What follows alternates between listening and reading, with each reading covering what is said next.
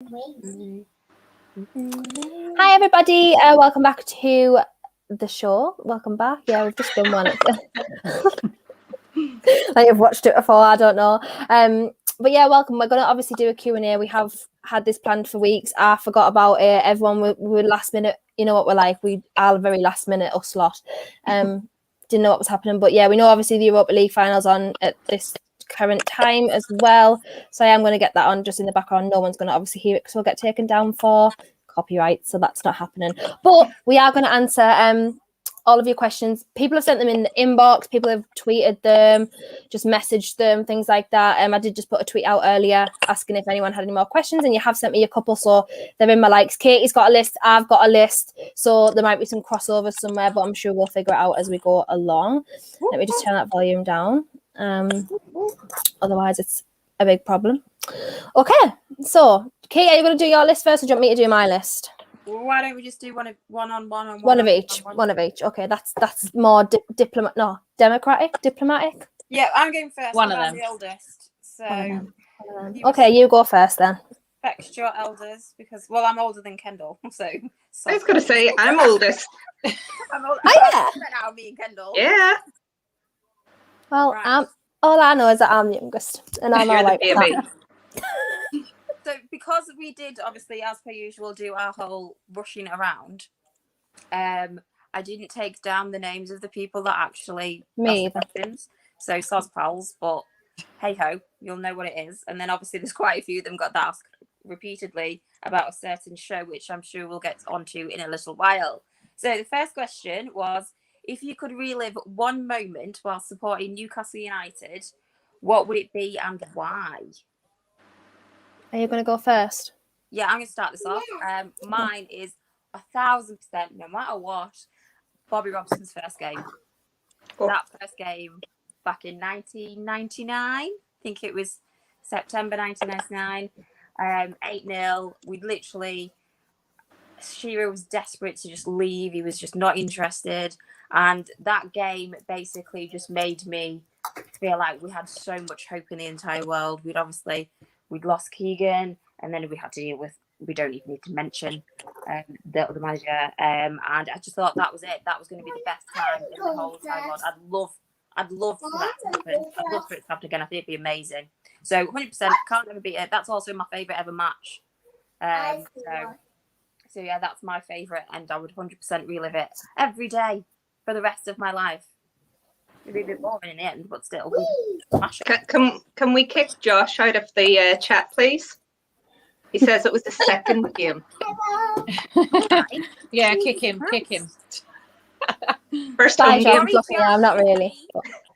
Sorry, Joshy. I know I called him Joshy, didn't I, as well the other day? Oh my god, I really did call him Joshy. I mean, sorry about that, Josh. Go on, Sammy, you can go next.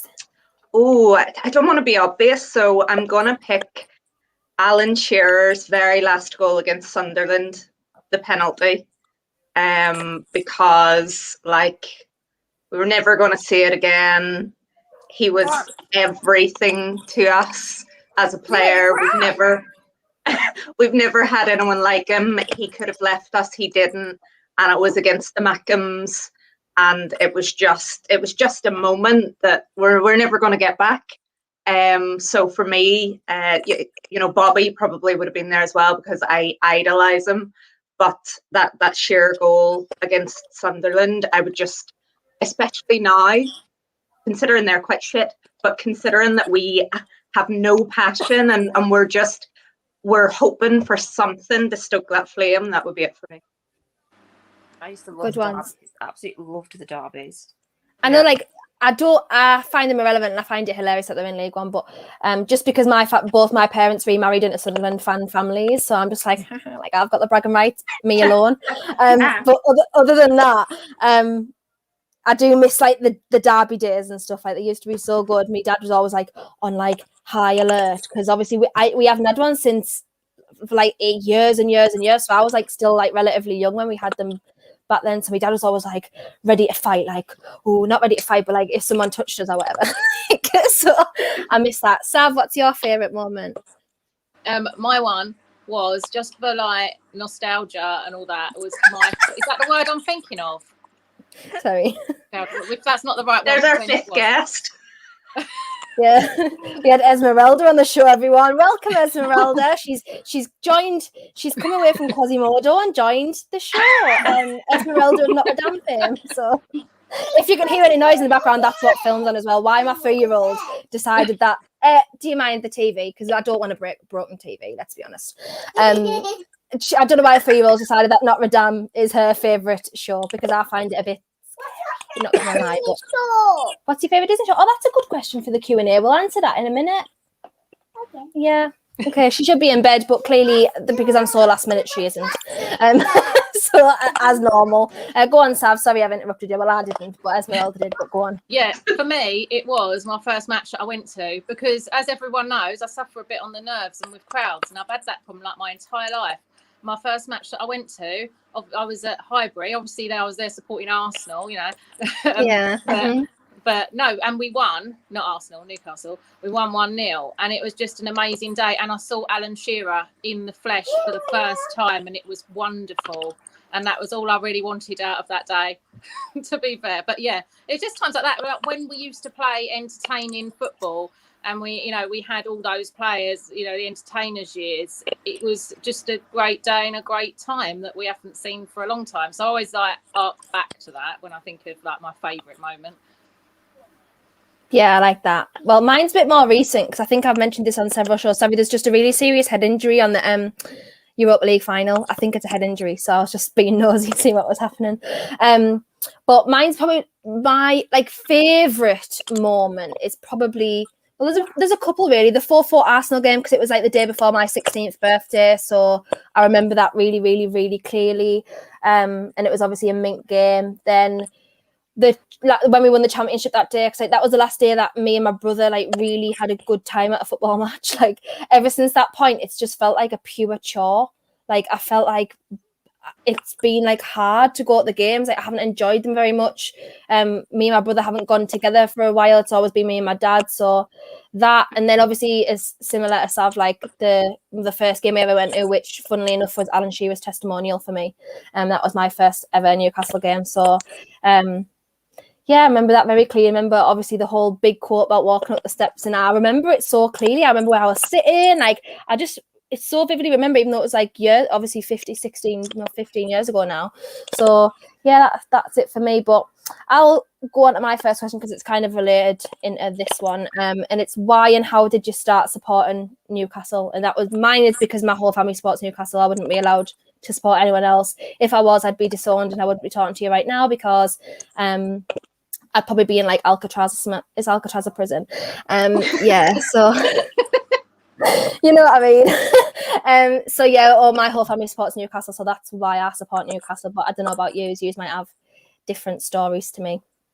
Yeah, no, mine's the exact same. So my immediate family all supported Newcastle. My cousin supported Sunderland. So we supported Newcastle. It was just a case of that's what happened. That's who you supported. We used to, though, our next door neighbours used to support Sunderland, and obviously in Durham, in Spenny, you either supported Newcastle or you supported Sunderland. I think there was one random person that supported Manchester United, and it was just like, where have you come Wasn't from? it always in school as well, though? There was always that. Yeah. Well, obviously, I know for there's always that one person who's supports Man United. You're like, why? Why? It's kind of normal in the Northwest, but obviously in the Northeast, it's like, what? Well, we were dead. Me and my sister, for some bizarre reason, we used to go and do a survey every single week, and we'd knock on the door on every single person on the street and ask them, with my next door neighbours, because we were pretty much the same age, whether they supported Newcastle or Sunderland this week. And obviously they all say the same, and Newcastle won every week. So we made everything into a competition between Newcastle and Sunderland. So it was literally a case of I wouldn't be able to support anybody else at all. Not a chance. Yeah, same. Sam, I always get you mixed up. God, I'm going to have to remove you around on the show. Sam, you can go. Why do you support Newcastle? Because obviously you aren't similar to me and Katie. Same with you, Sav. You aren't similar in the way that we grew up, obviously, near Newcastle in Durham. So how did you start supporting Newcastle? It's probably kind of a twofold reason. I think the first time that I ever kind of knew about Newcastle was that my second cousin, and I didn't realise this at the time, he supported Newcastle, and he's, I don't know, 8 years older than me, maybe. But then, you know, my dad was a Liverpool supporter, my granddad was Man United, so there was always football in the family. But my brother and I did not want to choose either of those teams, so I kind of went towards the Kevin Keegan, like such an infectious character, and was very much drawn to Kevin Keegan, and then started watching the matches, and you know, Andy Cole, goal machine, and that's kind of where it went for me. Whereas my brother went down the Spurs route, which was interesting for a while, but not so much anymore. So that's kind of the way that it happened. But I don't remember anybody in school supporting Newcastle at all. I remember there was a couple of token Everton fans, but mostly it was the Liverpools, the Man United. I don't remember any Man City, Chelsea. So yeah, most of the people over here, well, I say most, majority of people over here support Manchester United or Liverpool. And a lot of it can be aligned to Rangers and Celtic. So I stayed away from all of that. Yeah, that makes sense. Sav, same as you, because obviously you will have grown up around different football teams as well. So we know you support Arsenal. You just recently started supporting Newcastle. So it's all that. I support Liverpool, apparently, according to Facebook. I know we're all fake fans here. Yeah, I know, it's crazy, isn't it? How did you start supporting them? You know what it is? And it's like I said the other day, I'm a non-conformist, apparently, so my mother tells me. So when I grow up around Arsenal fans, Chelsea fans, the plastic Man United fans of the 90s, all that sort of group of people, that was sort of who my granddad was a massive Chelsea fan. He had like a season ticket. He was really into it. My dad's a Man United fan. My mum's a Chelsea fan. Well, she's now a Norwich fan because she's like that. She's a plastic as well. So yeah, I came across Alan Shearer in Euro 96 and I just fell in love with him. And wherever he would have gone, I would have supported that team. And it happened to be Newcastle. And then I just became like some sort of Newcastle walking advert. I used to be head to toe, shirt, Adidas bottoms with the poppers on the side. I had all my nails done black and white. I was like all the time. I look back now, I'm like, God, I must look like a right idiot just generally walking around like it. Back then, though, you wouldn't have looked like an idiot because that was like the whole thing. Like even I remember I had like popper tracksuit bottoms. They were like navy blue and orange Umbro popper. I loved my poppers. They were ace. I had white kappa. They came oh back my on, God, yes. Yeah, I got an white kappa with the blue shirt with the the royal blue shirt that had the badge in the middle with the yellow on it. I have a photo that I might send to you guys of me in my full outfit. I thought I was it. It was all Mackenzie when I was a teenager. It was all Mackenzie, like, oh, let's go to JD and get our plastic JD bag and put it over and walk about the streets thinking that we mint with our plastic JD bags with Mackenzie on, or what was it, Cabrini or something? It was the other one. Oh my days. Cabrini, yeah. That was when I was in high school. I sent you a picture the other day, didn't I? When I had I don't know how old I was. I had my Newcastle top on, orange cycling shorts. And what I couldn't tell staring at the picture whether they were actually like kicker shoes or whether they were black pumps. I was like, what the fuck am I wearing? But what can I say? That was like 95. So yeah, that was the year of my birth, guys. So yeah, right, your list now. Your list now. Okay, so it's been a dreadful season. The football has been such low quality. How do you manage to keep yourself how do you manage to keep up your enthusiasm for watching and talking about it? I genuinely think that it just comes with the territory of being a Newcastle fan, to be fair. Yeah, you're used to it. And obviously this helps, like this environment helps when you've got like shows and stuff to do, because you can't just sit there and be like, although half the time I do want to do that, but you can't. I think I like it so because obviously now in the Northwest, I don't know any Newcastle. I know two. I don't see or speak to very often, so I don't know any Newcastle fans down here. So it's nice to actually talk to people again, because it's like obviously at home it's everywhere. Well, it's that or Sunderland, but I just generally, I can't help it. I absolutely adore the club, so I will forever talk about it, whether it's shit or whether it's not. Regardless of what league we end in, I'll always support them. Yeah, and we're not as miserable because obviously we've seen the highs and the lows. Well, not really that many highs, but we've seen it all. So it doesn't really pay for us to be miserable because it's just the norm. Like for us to watch Dross, it's just typical Newcastle United, I suppose. I've got one here. Favorite ever Newcastle United player. I mean, obviously everyone's going to say Shearer, but I don't like to do that. Oh, all right, great, good one, Emma. Mine's. Should we take him out of it? Yeah, take him out. Take him out of it. Mine's Hatem Ben Arfa. Other than that, and that everyone always is like, really, we didn't do that much for Newcastle. Yeah, but the way that he's like a streets will never forget footballer. Like he was just so talented, and he was the last player like before St. Maximin that I was like, every time you watched him, you were like on the edge of your seat, like wondering what he was going to do, and he just epitomised that whole period for me because everything went downhill after that. After he was like Pardew, and his attitude wasn't that great and things like that. And since then, I just haven't really, until Rafa came in, I haven't really enjoyed any football. So that's why I think he stands out for me the most. Yeah, I think mine's Gary Speed. Absolutely, like I'm very torn between Gary Speed and Nobby. Absolutely love the pair of them. So, but I'd probably go for Gary Speed. I absolutely adored him.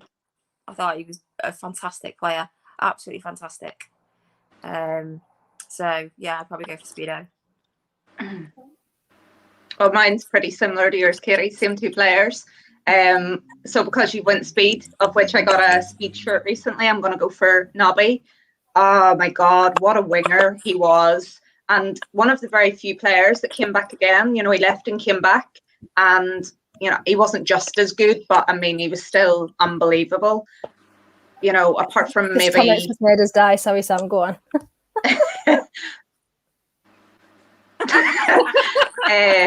Apart from, Keith Gillespie at some point on the right, he's just been one of the best wingers we've ever had. A leader, professional, he's in management now, so he has the right personality. I would love to have him back at the club in some capacity. He was a very humble player as well. So yeah, if not Gary Speed, who I just idolised, it would be Nobby Solano. Who's your Sav? Do you know what? It's really difficult when you take Alan Shearer out because he's like everyone's go-to, and then I've got like loads that I think that were actually really good. But just to be different, because no one's picked a goalkeeper, I'm going to go for Shay Given. I think that he was a really solid goalkeeper for us, probably our best one, arguably. I always try and argue on another show that I do that try and get Pavel Cernček in there just because, sentimental. But Shay Given, awesome goalkeeper. And I love Shay Given. You know what, though? Every single time I think of him, I don't remember the match. And it's not because I'm a girl, it's because I've got a shit memory. But I don't remember the match. But there was one of the ones when he went to go and do a goal kick and someone was off injured and they got called on and they just went round. I think it was it Villa? Someone in the comments is bound to know. Oh, it was devastating. Every single time, that's all I think about whenever I think of him. Obviously, and then he started doing this every time he was taking a kick from then on. That was so funny. Oh, it was Coventry. Well, my brother's named after Shay Given, so my brother's name is Dagan Shay because of Shay Given, because Shay Given was my dad's favourite footballer as well, my favourite Newcastle player at the time. So, and my mum wasn't going to call him Alan, so Shay was the next best option. Alan or Gary. My mum was like, because obviously me and my brother were both called Kendall and Dagan, so clearly my mum also wasn't one for regular normal names. She had to give us some strangey names. So, yeah, so Dagan's named after Shay Given, and I'm named after Mr. Bean because I'm Kendall Rowan. So he clearly got the what's like the best end of the stick. I didn't. Is it your question or is it my list? Your list. Yeah, it's mine. Okay, non-football. How many tattoos do you all have? Oh, whilst I drink. I have 1, 2, 3, 4. That's it. Haven't you got one today, Sam? 2. You got 2 today?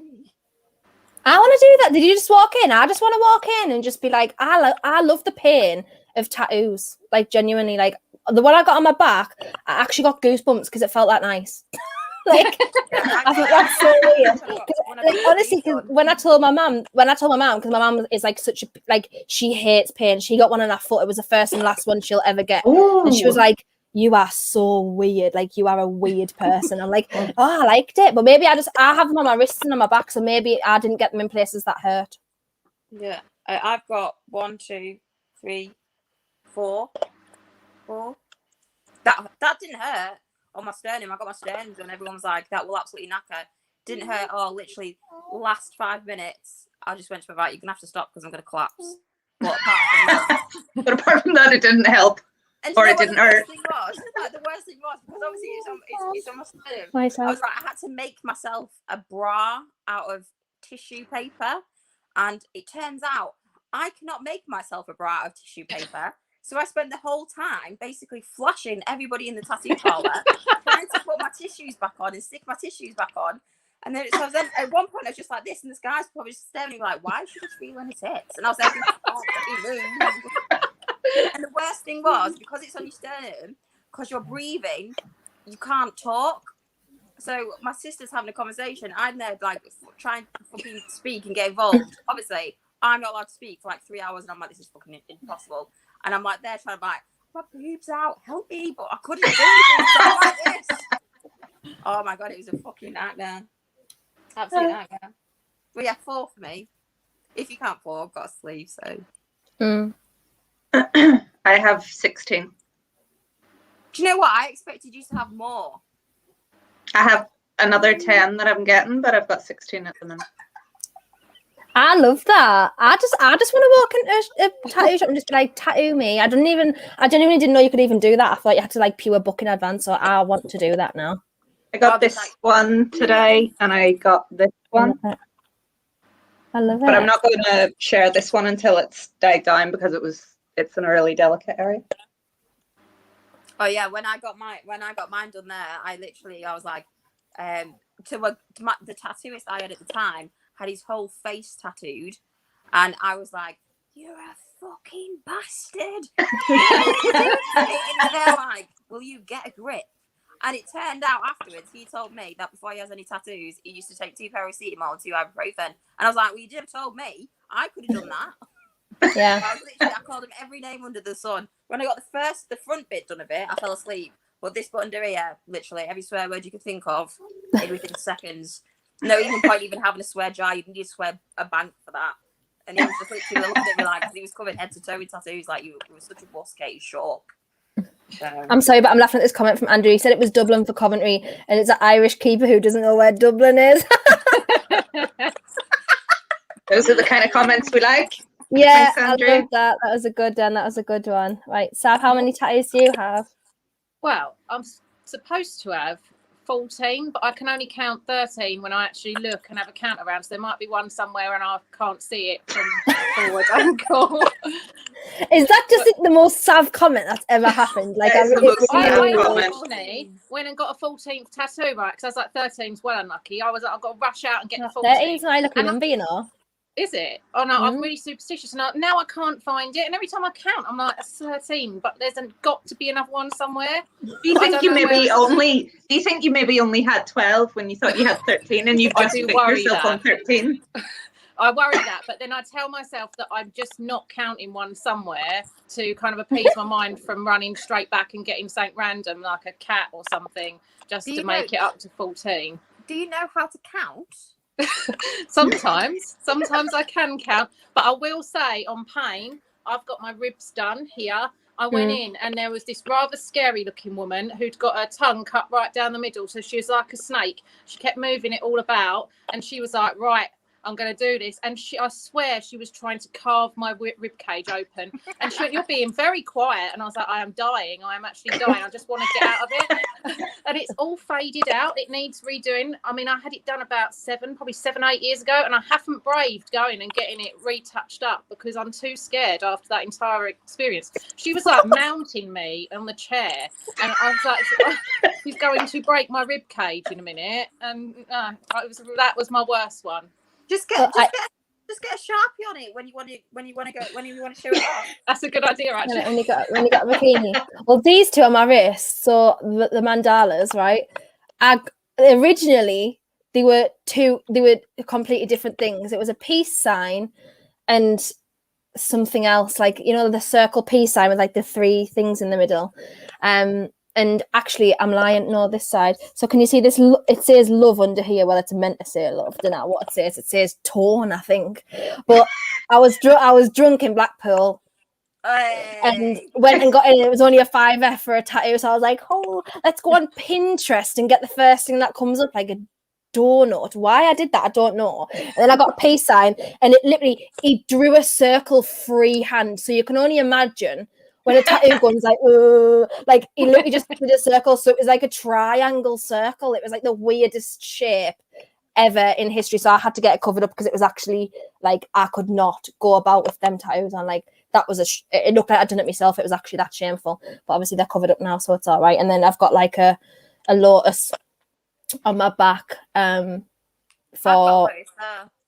Yeah, I got a lotus because it matched my mandalas. Yeah, because I love, like, you know, like all that like Hindu symbolism and like Buddhist, like the what's the word, like, yeah, like the symbolism and the meaning behind certain symbols and stuff. So I got the lotus when my grandma died, and it's got like my grandma's name underneath because like lotuses go in muddy water, so it was kind of like something beautiful can come from like a dark time. Yeah, so that's why I got that one.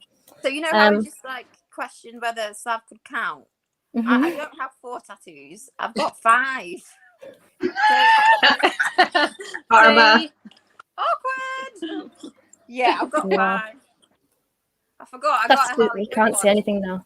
I got a Harley Quinn one the other year. Forgot about that one. Oh my I've got god! a How Harley did Quinn you? one. We're like twins. Well, we're not. The first photo I remember seeing of you, Sav, you were dressed as Harley Quinn. Yes. Yeah, that was the first photo I remember seeing. Comic-Con, and everyone was dressing up, and I was like, I'm going to dress up as well. And I stayed in that outfit for the entire weekend, mainly because I was mostly too drunk to get out of it. But yeah. Villarreal have scored. Yeah, I'm literally just looking out because someone's just calling it. So I'm looking. I turned it off because my friggin' mum was. They've not scored on mine yet. Wait for Okay. it.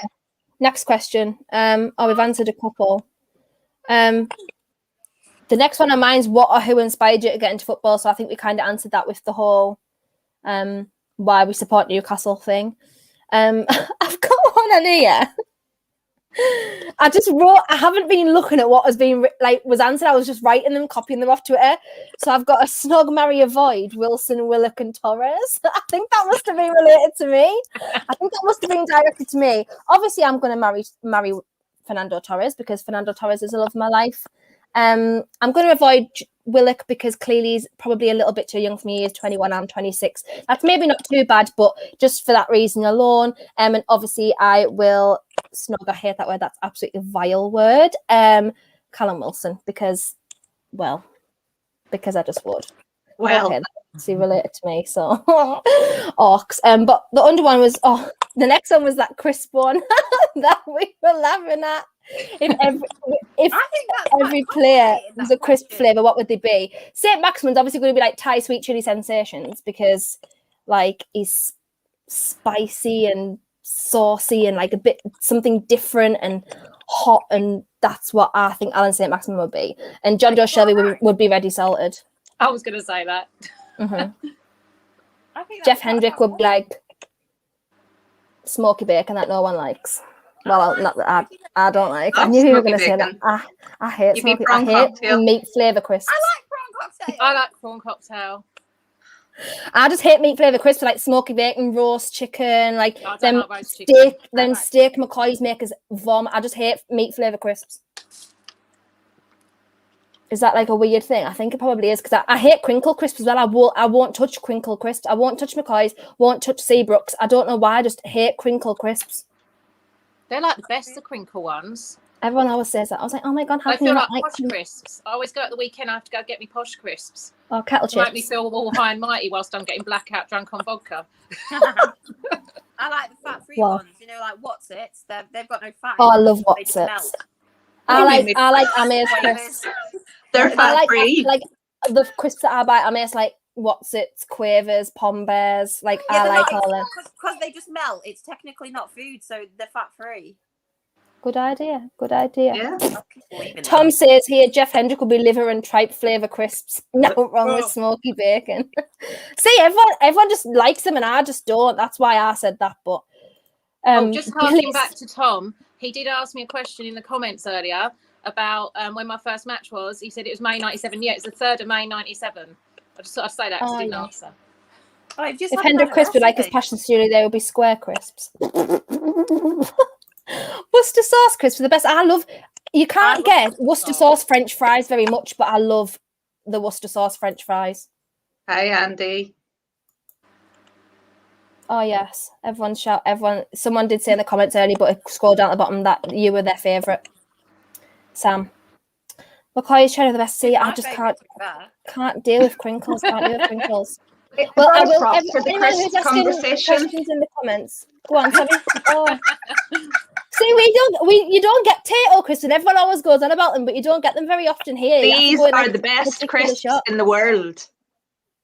What are they all different cheese flavors? and onion. Oh. These are cheese and onion, salt and vinegar, spring onion, which you don't get often, and prawn cocktail. These are the best crisps in the world, bar none. So I'm gonna have some now. What? Yeah, you'll have to send us some. Done. Happy to. I'll share the love. Right. We'll send some peas pudding over. Oh God. Oh. We're supposed to like that. I hate you are? Pudding. You hate peas pudding? Yeah. Get out. Oh, that's why you're from the northwest now. You're not even from the northeast. That's because you hate peas pudding. I hated it in the northeast. Absolutely hated it. My sister, my mum, my brother, everyone absolutely adored it. And I was just like, I love it, mate. I could just eat it with a spoon. I love it. No. Everyone in the comments is asking questions as well. We will get to it obviously when we've gone through our lists because they're quite extensive. I've just skipped a couple of questions because we've kind of answered it while we're chatting. But Kate, I think it's your list now. Yeah, so I hate this question. I know this question was going to come at some point, but I hate the question. So I think, to be fair, the best thing is just to do is a yes or a no because I hate the question and we've repeated how much we hate this subject. Do you think the takeover will ever happen? I've got that on mine as well. I must have just been copying off the ones that we've looked at on Twitter. I think this one's a mess. It's a two-parter as well. So, do you think the takeover will ever happen? And if not, do you think Mike Ashley will lower the price just to get rid?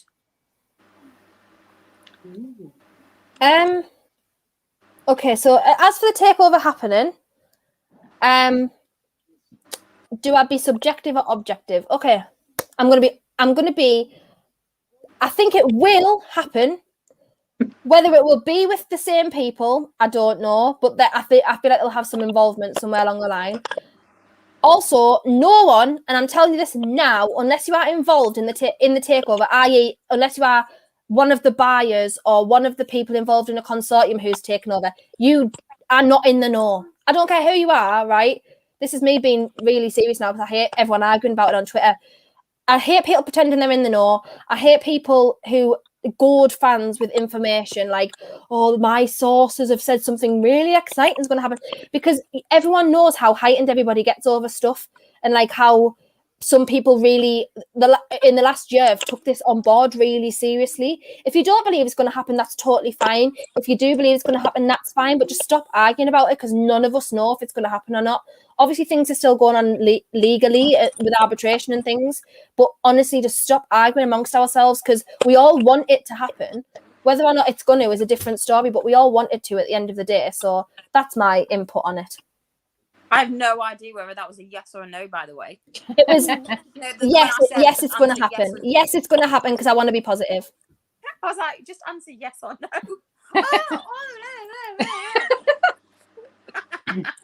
I think yes. Again, I don't know when, I don't know who, I don't know where. I don't think that if it's not the Saudis, he will have to lower his price.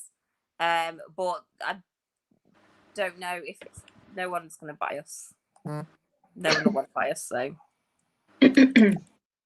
that's.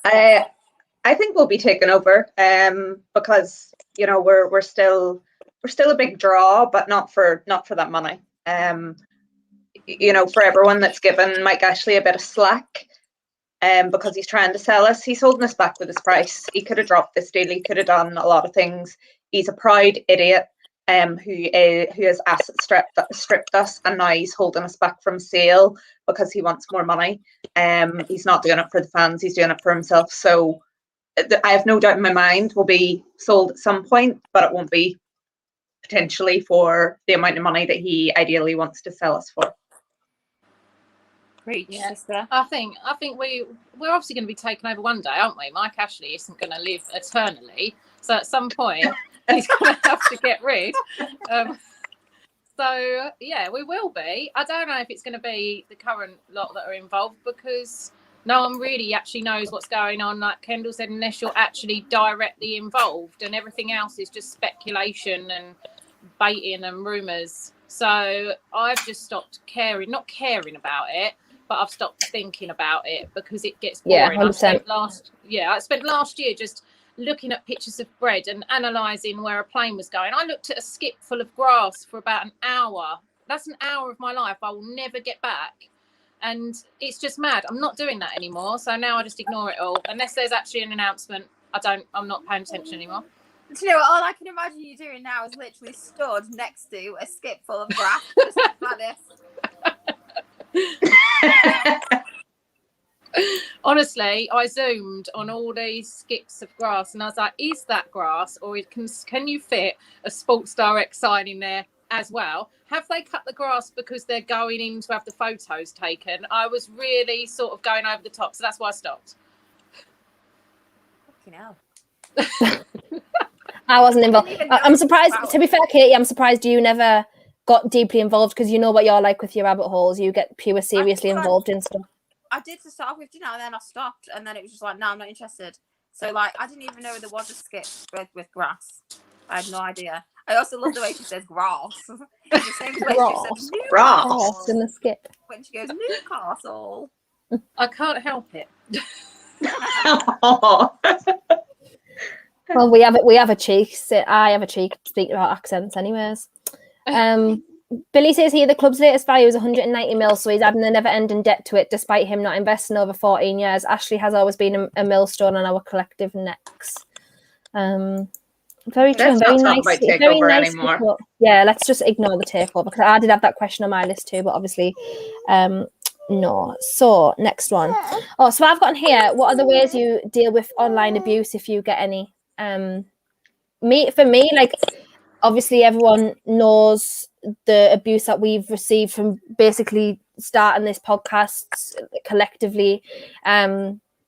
Obviously some people get it more than others, but for me, like, it took me a while to just learn to just block and go. Like now I just block and move on, like, because it used to really affect me what people said, and especially when like my family members are getting involved, like people were saying, oh, we know where your granddad lives, like we know where you're from. Obviously people racially abused Ame as well at some point, saying, like, just being horrible about it.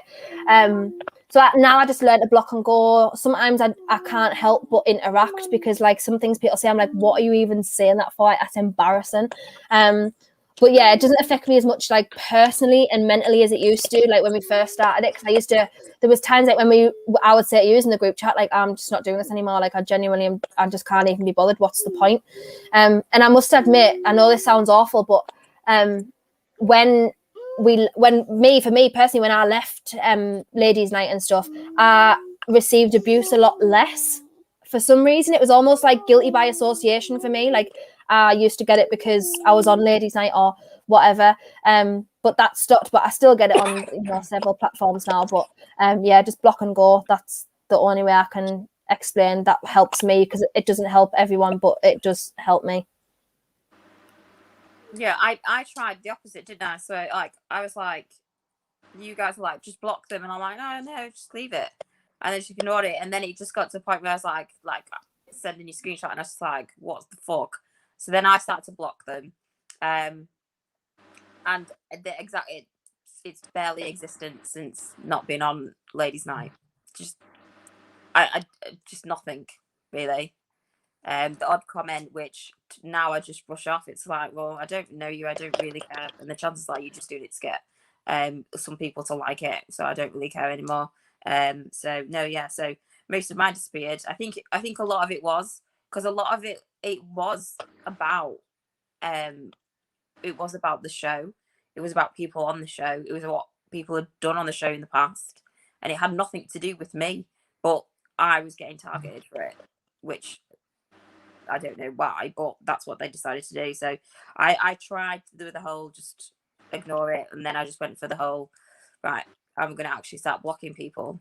So I did that, and then I just started blocking people that I saw were just being horrible to other people. I was like, I don't really want to see this like constant negativity on my post, even if it's not about me, even if they've done nothing to me. I just don't want to see that. And if they kept on coming up, I was like, do you know what? I'm just going to block them because then I could just get rid of them. And that's what I did. So I blocked people that hadn't even spoken to me, but I just didn't like to see the stuff on my feed. So I just thought, and then a lot of people got angry at the fact that. Sorry, I'm back. My internet just cut out. I can't see you, but okay. Oh, there you are. Why are you ever trying? I was going to say, why are you trying to post thing at your face? And then a lot of people got angry at the fact that they'd not spoken to me and I'd blocked them, but I just didn't want to see negativity. There's enough of it everywhere, not even just like outside of Twitter and stuff. So no, yeah. So now it's just a case of I just go straight past it now because I don't tend to get any. Yeah, for me, pretty similar. I've never had as much kind of abuse or attention probably as Kendall or Sav. No way. I don't know how you've managed to deal with the stuff that you've No. had, the threat, like seeing people. Are you adding somebody in? Who's... There's two Kendalls. I don't know what's going on. Okay, well we'll keep talking. So my personality is I'm pretty resilient, so I've never blocked. I very rarely.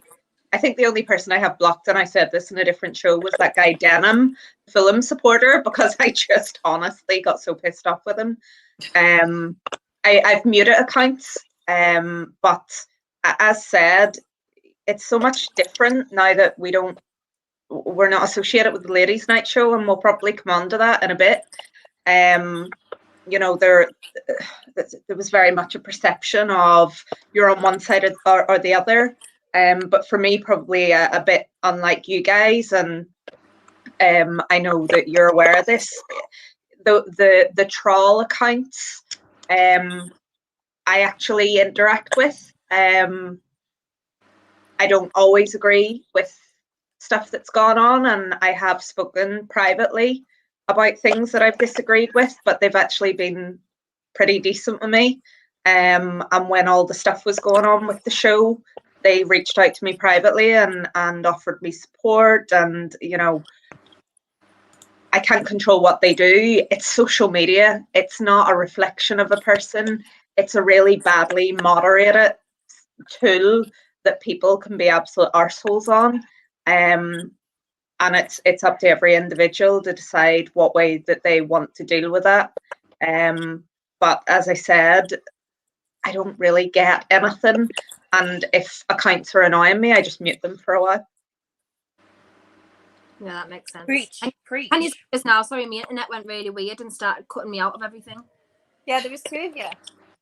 I know. I seen it was 5 people. I was like, who's joined the stream? But then I realised it was me. I don't know what I was like, oh my god, someone's fucking gear crashing. I was like, who the fuck is she let in? Imagine. My laptop just doesn't work. Like, if this, for some reason, StreamYard just overloads it, and I don't know why. It just sometimes doesn't work, but never mind. Where were we at? Because I missed half of that. Yeah. We were just fucking you off. Oh, thanks for that. Didn't expect anything less. Thanks. I was just about to say online abuse. I completely agree with what's been said. Well, I mean, I've only been on Twitter since last March, a year ago March. So when I joined, I had an account on Twitter years ago. I got it was public. Then I got a ban because I got drunk one night and messaged something inappropriate to Ian Bill from EastEnders, and that was when I was young and dumb. And then it came back up. I put it private, and then I never really used it because all the people that I followed and they followed me back, I didn't really talk to anymore. So it was like talking to yourself. So I decided when lockdown came in, because I weren't seeing people anymore, just in my hermit, I was going to start another Twitter account and just have it public and just go with that. But as soon as I didn't really get much abuse, but then as soon as I joined Ladies' Night, that was when it started, and it was bad. Like, I had to take time away because there was like hordes of people saying that I was sleeping with Steve Rafe. That seems to be saying I was getting DMs about it, like just insulting me. That is good.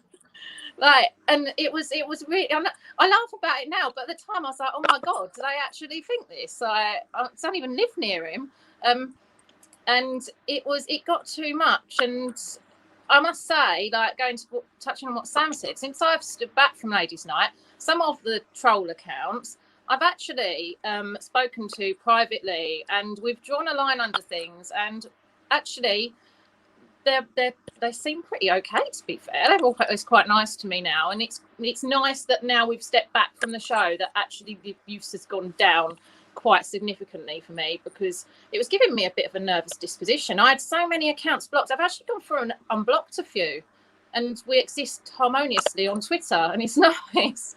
But yeah, it was quite bad.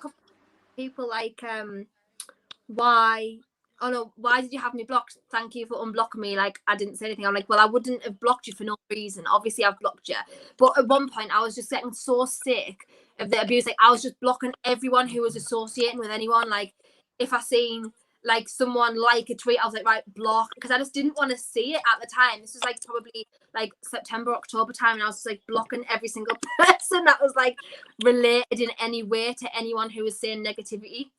Yeah, that's what I said before, when you doubled yourself up. Sorry, go on. Like, go on. Was someone talking? Yeah, I just said that's what I said before, when you doubled yourself up. Oh, yeah, what, like you just blocked everyone who was associated? Yeah, just because it just fed up. I didn't want it on my feed. I didn't want it on my tweet. Can we start a GoFundMe to get a bit of Wi-Fi? You know what, Peter? My Wi-Fi on my phone's fine. Oh, sorry. Overloads, and I don't know why, because my laptop isn't even that old. It's not even 7 months old. Like, not even 6 months old. And for some reason, StreamYard just doesn't work on it at the moment. It's worked fine for months, but at the moment, I don't know why it's not working. Maybe it needs a. I don't know. But little. Has anyone got anything to add on the abuse? No, nothing on that. Let's just switch it around with a little bit of love. So I've got a question for one of the ladies about someone that they have a lot of feelings for on Twitter. So Kendall, I have been asked, why do you love Mike from Blue Boys so much? Why do I love obsessed with Mike? Why am I obsessed with Mike? I'm not obsessed with Mike. I love Mike. Mike is literally amazing. Like, he's such a nice guy. Everton fan, if anyone doesn't know, go and check out Mike's channel as well. He does Blue Boys Network, Everton fan, and he's so good. Like, Katie, you and him will get on like a house on fire. Like, genuinely, like a house on fire. He's so similar. Himself when he messaged me that, he was like, honestly, he's so similar in the same way. And he's absolutely brilliant. Yeah, he's just class. Him and John. Obviously, John's left Blue Boys now just recently at the end of the season. So yeah, they're both absolutely class. Give us 1 second, girls. 1 sec. I love how her face is like, what the fuck is she talking about? I have no idea. I was like, he messaged me and he was just like, honest, it's fine, she'll see the funny side. I was like, I don't give a shit, I love stuff like this. It probably made me laugh. I think Ali's got hungry. Yeah, answer answer questions, and I'll be back in 2 seconds because she's gonna like have a pure breakdown if she doesn't get some sort of food Snack. Give us 2 seconds. Answer a couple of questions on your list, and I'll be back in literally a second. Yeah, that's fine. Okay, so this one is, I don't know how to answer this one. I think I might actually. They both seem horrible. So it's a would you prefer question. So would you prefer 5 more years of Ashley with the new manager, ones that the fans were happier with, or 5 more years with Bruce with a new owner that was only slightly more ambitious? I don't know how they can say more ambitious because like Ashley's not ambitious whatsoever. But yeah, so a more ambitious owner, but not the Saudis. So 5 more years with Ashley, okay manager, or 5 more years with Bruce, no more Ashley. I don't know how to answer this question. Can someone help me? Yeah, like for me, we can't control the ownership. We like that. It's nothing we can do. But what we live for is connection with the club, connection with the players, connection with the manager. And even though we hate it, Mike Ashley, to harp back to Rafa Benitez, like for 3 years, we focused on him. He said what he wanted, which people have many interpretations of, but he brought the fans and the club back together while having his own battles. But for 3 years, and for longer, if it had been, we would have followed the club and followed Rafa. So for me, the manager is key if he's in some way happy and getting the team to do what they need to. And I think that's the most important thing and the thing that we need to keep focused on, and what Steve Bruce needs to reflect on when he thinks about himself. If he was a little bit more endearing, we didn't like Pardew at the start. We didn't like him at the end either. But there was a period. There was a period of time where it kind of connected, and there were some good times. And Steve Bruce maybe needs to. With Pardew, especially with these sidelines antics, which make the most magical memes ever in the entire world. Yeah. So, he could be doing more. I think for me, the ship is sailed with Bruce, but whatever. But for Ashley, I don't care if he's a distant owner, but I want to feel a connection, and that connection for me has to come from the manager, and it's not there at the minute. So I could cope with Ashley for 5 years, but I would need to feel a connection to the manager.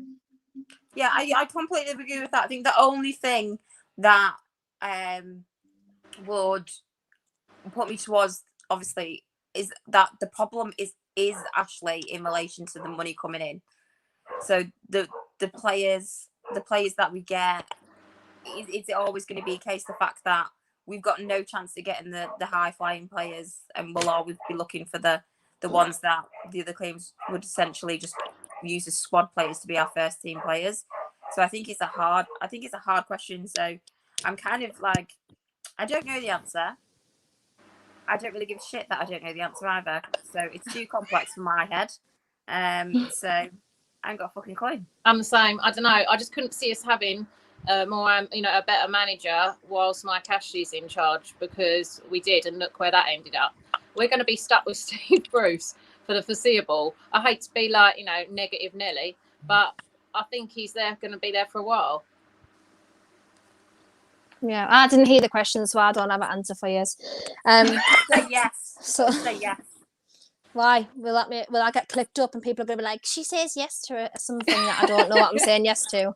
No, it was a do you prefer this or that? So it would just make no fucking sense if you said yes. So okay, that's okay. Yes. Right, we've got. Sorry to everyone who asked comments before, because my internet restarted. I lost everyone's comments and questions. So I'm sorry about that. David says, great show leaders, we need an owner like the Leicester owner, not spending crazy money, but enough to challenge for top 10 minimum or European places. Yeah, 100%. Leicester owner is fantastic. Yeah, I think every single football club could look for a Leicester owner. Absolutely. Wasn't he handing out the new shirts? Oh, was he? He was handing out, I'm sure he was handing out when they were doing their, I'm pretty sure he was, when he was doing their... Oh my God, you had a dribble. Sorry, go on. Their lap around the ground, I'm pretty certain that I read somewhere that he was handing out the brand new shirts, next season shirts, to the fans. I knew he was given water and food, but I didn't know he was given shirts. Somebody find that out, because I'm not dreaming. I know that happened, unless That's I am crazy. dreaming. I'm sure it happened. It probably did. I wouldn't put it past him. We wouldn't even get Sports Direct mugs. We don't even get them for free. The bloody £5 or something, aren't they? We'd Probably get like more now. We'd get like a 5% discount code to use, but only if you spent over £50. That's what we'd get if we were getting any freebie stuff. I can't tell whether she talks to us or I'm not. No, if you can't hear us, I'm not talking to you. If you can't hear us, I'm not talking to you. I know, but it's pretty hard because sometimes you just go, "Can you hear us?" And it's just like, well, I don't know. Well, no, I'll normally if I'm muted, I'm talking to Amy, but if I'm not, I'm talking to you. So, okay, right. I'll go look at my list now. A feature player was a crisp. I've asked. Where's the deal with abuse? I've asked. Okay, so the next question is, why did you leave Ladies' Night? I can speak from my point of view, because I keep getting asked this all the time. If anyone wants to know, like, I'll be quite open and honest. Everyone related with NUFC Matters know why I left. There was comments afterwards that it was because I was doing my own thing now, so I don't need Ladies' Night anymore, which wasn't true. I would have happily continued with the show, as I'm sure every single one of you lot would as well. I would have still been, probably, if it was still going on now, I'd have still been on there now. There was comments made that because I have a PR agency now who deal a lot with the BME community and ethnic minorities and things like that, that I was, for that reason, not at all, that my agency had absolutely nothing to do with it at all. It was my own personal point of view, and I just wasn't happy after I've been so outspoken against racism, against any form of discrimination, against specifically Tommy Robinson in the past. I was just not going to be associated with a platform that allowed him a platform to speak. I understand that, you know, Steve, etc., had their views. I understand people supported it. That's fair enough. That's up to them. But I just personally did not. I did not want to be associated one slight bit with a vitriolity like Tommy Robinson, and that's just where I was at. And that's me. There was no malice towards behind my decision. I had not made the decision prior to finding that out. It took me a day to mull it over, and I didn't really have to mull it over. I just wasn't confident enough to actually say that I was stepping away from the show. I did not tell any of the girls. This is another misconception. I did not tell any of the girls that I was leaving. I left and then told them. I didn't say beforehand that I was leaving. It wasn't like a conglomerate decision, like we were all like, right, oh, let's scheme and leave Ladies' Night. It wasn't like that either at all. But that's my point of view, and that's where I stood. But Katie, I guess you can explain why you left, because it was probably different to me. No, you. The rest of you can all go first. No. Yeah, I'm happy to go. So I think people need to realise that there is a Twitter persona and there is a person as well. And from my point of view, you know, I go on Twitter and, you know, sometimes I give Steve Bruce a bit of shit. I can be a little bit gobby, but it's just tweets. Outside of Twitter, I work in a professional company as an assistant finance manager. So I've worked really hard to kind of build my career. What I do on Twitter is not reflective of that. That's just football banter, maybe a bit about the Tories. I have a complete life outside of that, and I have a complete set of, you know, morals and thoughts and feelings. And I feel like people, when this situation arose, didn't really take that into account. So for me, the reason that I left Ladies' Night is that I felt that it would have been more respectful if I had been told in advance that this was going to happen, because it would have given me time to process. And it's not about what's right or wrong. And Tommy Robinson, I'm in Northern Ireland. I don't really know who he is. He's not big on my spectrum. And I was questioned about him last summer about stuff that had happened with Steve. And I honestly didn't know who he was. Because, you know, if I was to ask people, do you know who Johnny Adair is in Northern Ireland, you maybe wouldn't. He was, you know, leader of the UDA. So that, for me, played a part in it. But for me, I felt really blindsided. So I work every day. The news broke on Twitter. People started being arseholes. I didn't really understand No what was surprise there, is happening. it? I didn't really understand what was happening. And then I took some time and I reflected on what the right thing for me was. Steve was very nice. He reached out to us and he said, and I know Steve's in the comments, I see you, you know, do what's right for you. So I reflected, I sent him a really nice, a nice message, appreciating the fact that I'd had the platform to speak on, appreciating, you know, what he'd done, that I had a voice, but it wasn't the right thing for me. And I know that you didn't really have time, but from my perspective, it left me blindsided, and I thought that just stepped outside of the boundaries that I was comfortable with. Everything that happened after that, you know, there was tweets, there was liking posts that I didn't think were particularly nice. There was blocking, unblocking. You know, it just got too much. And again, I bring it back to, we've got a social media and we're real life people that just want to have a bit of banter and talk about football. I didn't fall out with anyone. I have not blocked anybody. I never blocked Steve. I didn't block any of the rest of the NUFC Matters crew. So this world was swirling around us that we weren't really in control of. There was a lot of really shitty stuff said about us. And the reason that I wanted to broach this today is to say, we're just normal people living our lives with jobs that really enjoy talking about Newcastle. And I am not and haven't been disrespectful towards anyone. Maybe there was one or two petty moments at some point, but you know, generally I am quite a reserved person because, as I said, in my professional life, I am very careful to make sure that that's the kind of person that I am. So for me, that's why I left, because I didn't appreciate being blindsided, and then the association with the show, even with everything else that Steve does, wasn't something that sat comfortably with me. But we did part on good terms. That then started to change a little bit, and the blocking I didn't know about. There was the YouTube video that went up explaining it that, again, I didn't know anything about. And at that point, I just thought, right, well, the best thing for me is just to remove myself from the situation. And I didn't speak about it. I didn't agree with any perceptions on it. The same as with any of the trolling and stuff like that. You know, I didn't get involved in it because that's not the person I am, and that's not what I am on Twitter for. So that's my thoughts around it. I think what ensued afterwards was the worst. So there was people like in the comments where the Paddy Colfard or whoever it is, he still got me blocked, so that's up to him. I don't even know who it is, but tweeted, or the big lass thinks that she's Victoria Beckham now, or she thinks she's a celebrity or something. And then a couple of the people, including Steve from obviously the whole NUFC Matters, were liking it. And I was like, that is so rude. Like that upset me. That's the one that I retweeted because I thought that was personal and I thought it was rude. Yeah, that was the only part, I think, about it that got me. Like, I've had abuse. We've all had abuse from, you know, being on the shows, and things like that.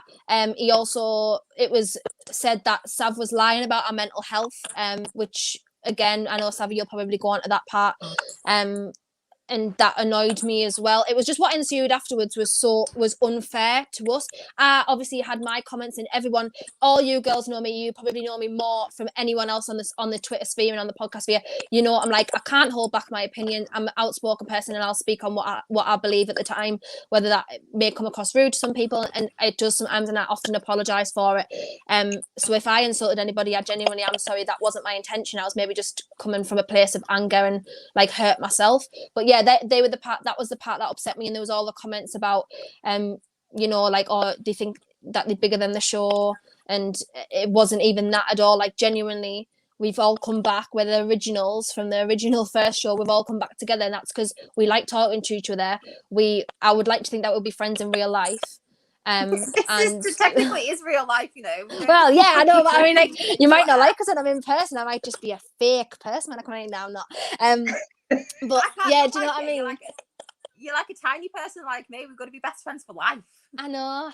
Well, you're a little bit smaller than me. Like, I can't believe I'm even saying that, because I'm the smallest normally. I'm the smallest out of my whole family, apart from like my 3-year-old. Everyone else is bigger than me. My nieces are bigger than me, and they're like one's in primary school and one's in high school. Awkward. That's honestly, it's just mental. But yeah, so we've all come back together. So we didn't think we were bigger than the show, otherwise we wouldn't have started our own. And you know, there was just a lot that ensued afterwards. I've got screenshots of certain things. I mean, I don't have them now, like, but at the time there was just so much things went on. There was sly comments made, and you know, like there was no like thanks or anything. It was just it was all very nice privately, but what played out on the timeline was what ruined everything and what went down, and people having different misconceptions about stuff. And obviously we always get asked about it. We thought there's no malice whatsoever. Like on the first show we did for this, and I said, oh, you know, that show that must not be named Voldemort, but I meant it because Voldemort gets called He Who Must Not Be Named. So that's why I said that. It was nothing related to anybody. It was me that pointed it out to you. I went, yeah, people are going to think he's talking about Steve because he's but bald. I genuinely wasn't, but that's how, like, I don't think about this. Like, I don't think about these things. So obviously it didn't mean anything like that. I told him anyway that he would never, I'm sorry, and obviously I know he is watching, and I have told you this directly to your, well, not to your Facebook, to your Twitter, that you are not cool enough to be Voldemort, no matter what you think. That's because I've never, actually, I think I've watched one Harry Potter, but I like the snakes, so I'm in Slytherin, so obviously I like all the evil people. So right, that's all. Great. I used to hate when I was younger. I used to do the quizzes for Harry Potter, and I always used to get brought up as Hufflepuff, and it used to annoy the life out of me. I used to think, no, why am I Hufflepuff? I want to be Gryffindor. Like, I want to be important. She did that when she was younger. I did that in my 20s. Am I the only person that thinks Harry Potter's shit? Yeah, I do as well. Completely agree. I hate like the evil sides of things. But Harry Potter was like me. Like there was like that was like my childhood because like. You know, I'm younger than you all. No, I'm just, I am. But my mate, she got, I don't understand how this happened, but for her wedding present, she got tickets to go and see some Harry Potter thing in the theatre thing in London. It's like ridiculously hard to have got them at the time. And her husband wasn't interested at all, so I went with her. And then she also took me to Harry Potter World, and this is a person who just does not like Harry Potter whatsoever. I got that roped like completely all about. I was like, oh my god, I bought a wand.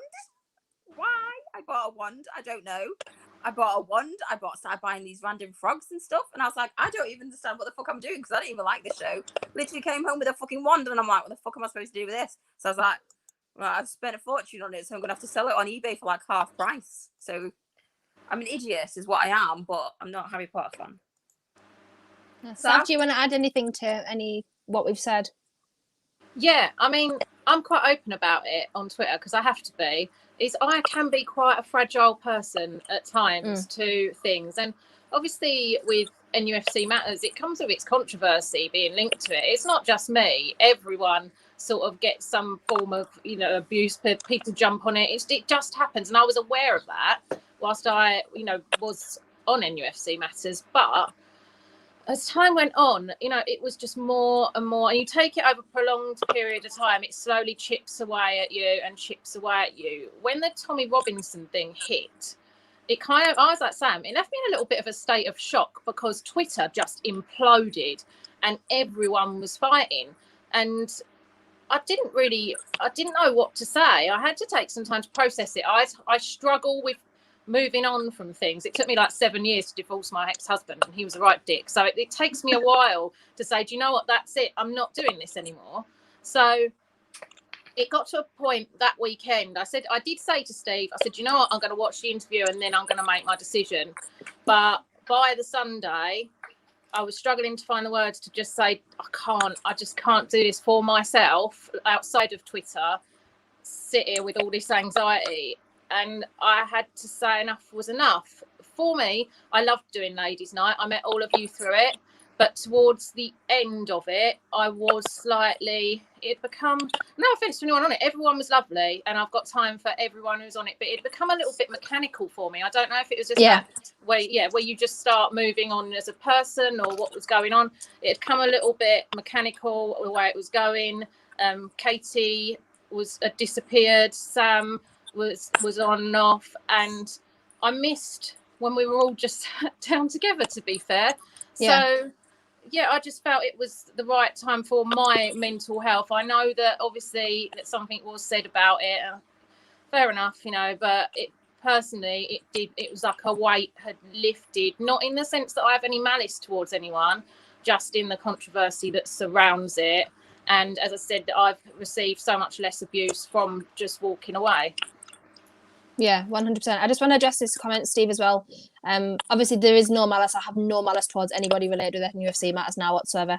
But you actually replied to that tweet saying nailed it. So it wasn't like a liked tweet in error. There was actually a reply as well. But as I say, no malice whatsoever. And I don't have any ill will towards anyone related to that now, at all. We've moved on. We've done it. Obviously, we always used to get asked this, so we just thought we'd come on and do a Q&A. It wasn't for the motives of that at all, but obviously we got asked within the questions, so that was it basically. Like therapy. I feel better having been able 100%. to express my opinion the way that I felt it, instead of people having preconceptions. Each of us had a different experience, but we were being lumped under the same umbrella with some really hateful comments that were also out of Steve's control. But such is Twitter. But I felt like we needed to all express our own opinion on it. Yeah, 100%. And we always used to get asked about every single time we did anything. I did anyways. I'm asked every single time. We got asked 8 times. Yeah. Oh yeah, I had it written down here as well. So we must have been asked it from in my DMs as well. So, the comment I've got underneath as well. So does it bother you that people associated keep making comments? I think we've covered that as well, though. So, I've also got takeover happening. Yes, I know that's already been answered. So I don't know if you have any more, Katie. Yeah, Man United have scored. Cavani. Wait, let me just watch the goal. Ole doesn't look happy though. It's not. Is it being checked? Is this VAR? I can't see anything because my TV's not working. He's not offside. Has to count.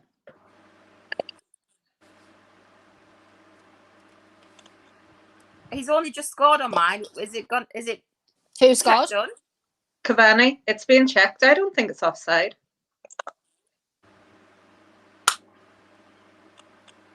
Talk amongst yourselves. I was waiting for the suspense of VAR to kick in. It's still going. Is Katie froze? No. No, you're really still. We are. I just watched the replay now. Unless they think that someone was interfering in the goalkeeper's eye line, but I don't think it's offside. No, I wouldn't class that as offside. Whatever. No. They need to speed this up. Where are the lines? Oh my God. I hope it's offside. But yeah, no, because then it'll get better. There's a comment from Stevie saying, anyway, we can draw a line under it and move on. Yeah, we can move on. I don't know what that means. Genuinely. Oh, it's check over. It's a goal. Oh.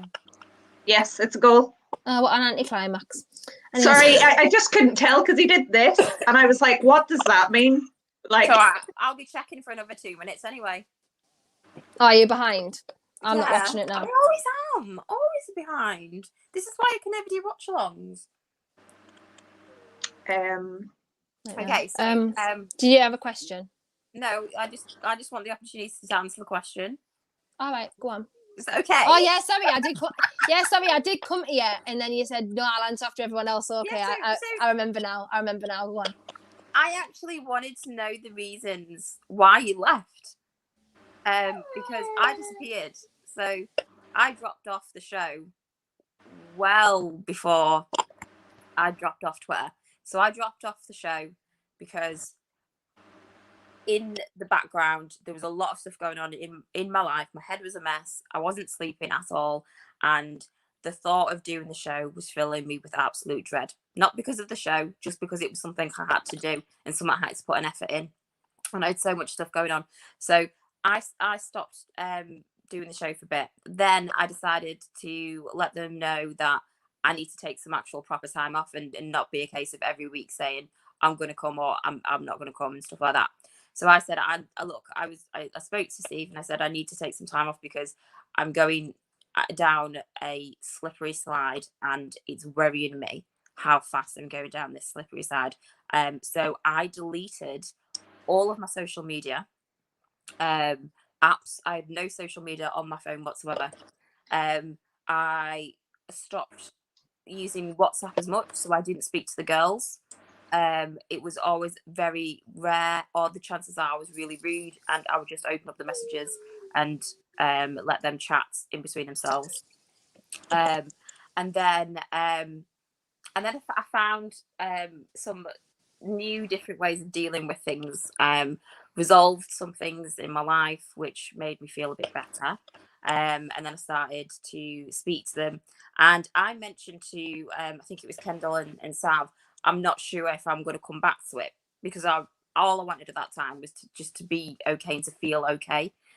So I just wanted to feel like a normal person again without the stress of everything, because it was affecting everything in my life. And then a couple of weeks later, I thought, right, okay, I'm going to dilly-dally on what the fuck is dilly-dally? That's so weird. I said to Amit today, stop dilly-dallying. She went, what does dolly-dollying mean? I was like, oh no, dilly-dallying. So that's so weird that you said that, because it's not a word I use either. Yeah, so I came onto Twitter, but I didn't download the app, which the girls found exceptionally annoying because they kept on messaging and I was never ever replying, because obviously I didn't get notifications because I wouldn't download the app. So I started off like you tend to do in situations, have just a quick little look, and then all of a sudden I didn't know what on earth what was going on. I literally was like, why the fuck is my why the hell is Tommy Robinson all over NFU Twitter? Like, I was like, what the fuck is happening? And I missed everything. I had no idea what the hell was going on with anything whatsoever. And again, I didn't download the app. I think it took another month for me to download the app to get notifications, and I would only go on it every little then.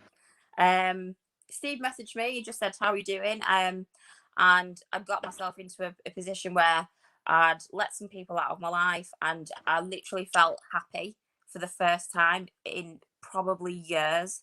I actually felt happy. So I just replied, yes, I'm really good. And I was like literally doing things at my own speed, not letting people like say what I'm doing, everything at my own speed. And then the next minute, I was talking to Kendall and to Sav, and they went, oh, Sam's left the show, Kendall's left the show. And I was like, what? I don't understand what's going on. Again, this still hadn't downloaded Twitter. And then there was a whole new ladies' night panel without me. I saw a advertisement with the ladies' night, and it had new pictures on it, which wasn't me. I didn't speak to Steve about leaving the show because I was still undecided as to whether to leave the show. Steve says you're still on the show in the comments. I never left. The panel essentially got redone without me. I didn't really understand what was going on. I felt like I'd done something because someone on the show had blocked me that I'd never spoken to before, and I was like, I don't understand what the fuck is happening. But I don't know. I said that, like, obviously with you, like, I liked speaking to you, and I like speaking to you about football, and I enjoy speaking to you about football. So yeah, I thought, well, we'll just leave it as it is. Steve's got new people on the show. It's probably better for my mental health, which he knows, because he knows how many shows I skipped because sometimes it was just too stressful for me. So that was it. So technically, I didn't leave. I was kind of replaced, but we just never spoke about it. But technically, I'm still on the show, but I'm not on the show because I'm on another show. So I'm just kind of like awkward. What on earth happened? But the important thing that is happened is that I went from a really shit place mentally, where I was really concerned about myself, to being fucking happy. Apart from today, because I had a shit day, but being happy. That is what the most important thing is. Yeah, that's it. 100% every single time, the most important thing. I do have another question. I have a question there about ladies night, which ties into this. Before we do draw a line under it, did you start a war with other podcasts? No. So, you know, this whole thing that we got all the time. Someone said, "Did you actually start a war?" I didn't start a war. I didn't know if anyone else did. They didn't tell me about it. I hate all this I was like, what?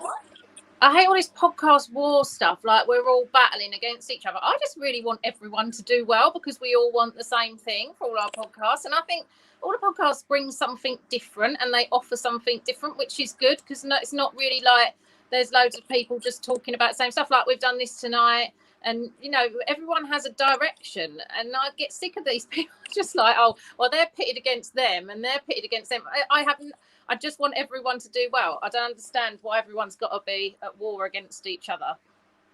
Yes, you are still baldy, lass, because you're bald and a girl, a very big girl. What was I going to say? Yeah, I was like, why am I starting a war? Who am I starting? How am I starting a war? If There was me starting a war, comments made from others about Ladies' Night, like right at the very beginning. But other than that, there's never been any. Yeah, there was a few comments made from Anything people on other shows, which I spoke to people on them shows about it, and it was just like a case of it wasn't meant malice whatsoever, whatever the word I'm looking for, maliciously or whatever. But there was no war started whatsoever. I was openly happy. I think the main one obviously was Gallagher Shots, and I was openly happy. Gallagher Shots was the first podcast that I watched for Newcastle. Love Gallagher.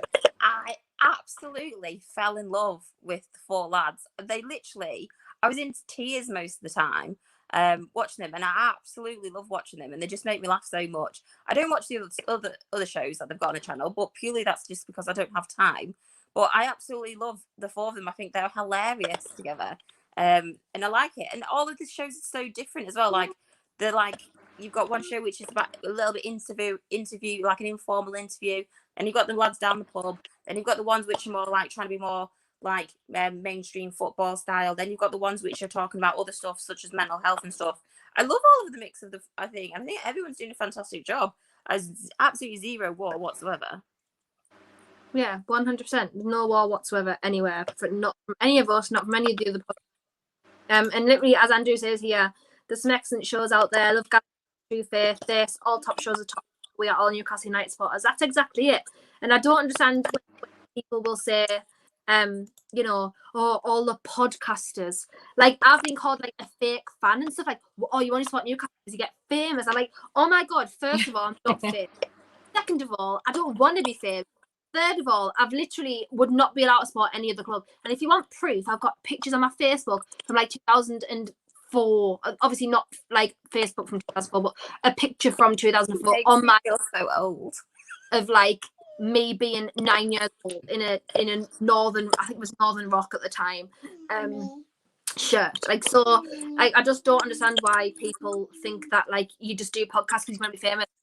Literally, people have said like Malcolm's been on here tonight and said that we've literally got him through lockdown, not us personally, but the podcasts and UFC Matters have got him through this whole lockdown pandemic. So, do you know what I mean?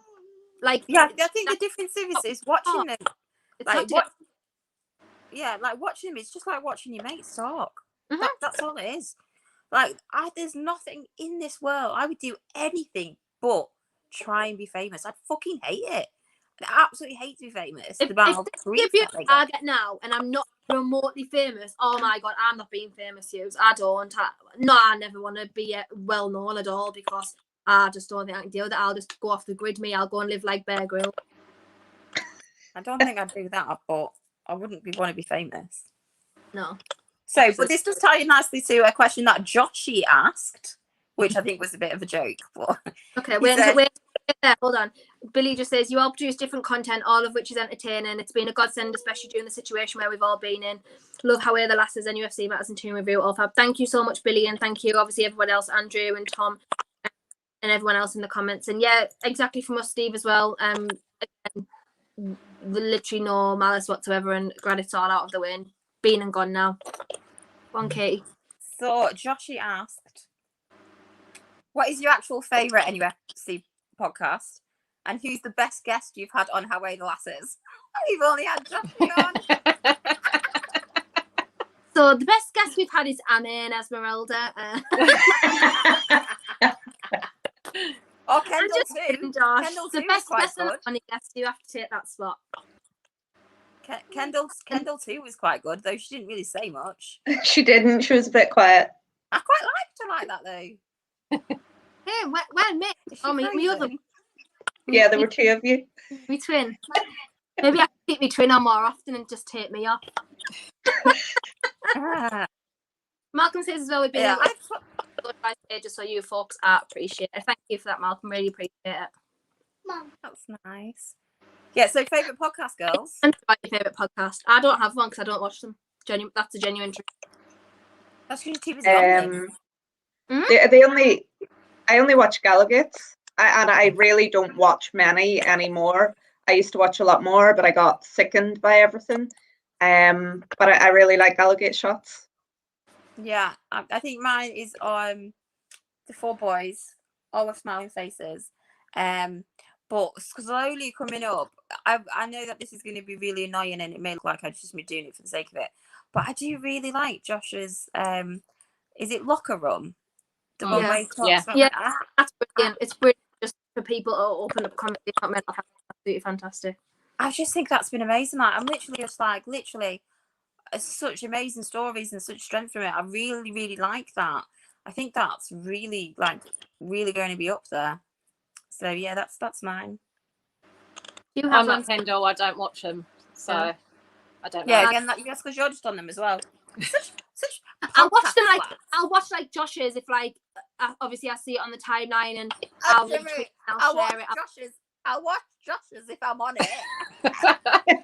I'm never even on it. So no, but I'll watch it. But I just genuinely don't have the time to watch YouTube, honestly, unless I'm like podcasting or whatever. I just honestly don't watch it. And if I do watch it, it's when I'm in bed. So I watch like ASMR and like Blackhead and Pop Spotting because I'm one of them people. That's disgusting. Oh, I don't mind ASMR talking sometimes. One of the boys that I used to work with one of the boys who I used to work with had a paintbrush for some reason, like one that you do a wall with, not just like an actual thing. And we work in IT. So he had a paintbrush for some reason on his desk, and he used to make me brush it along the wall and the keyboard and stuff like that because he was obsessed with ASMR. I was like, what are you doing? So I was just doing it because I was cleaning. I like cleaning, so I just did that.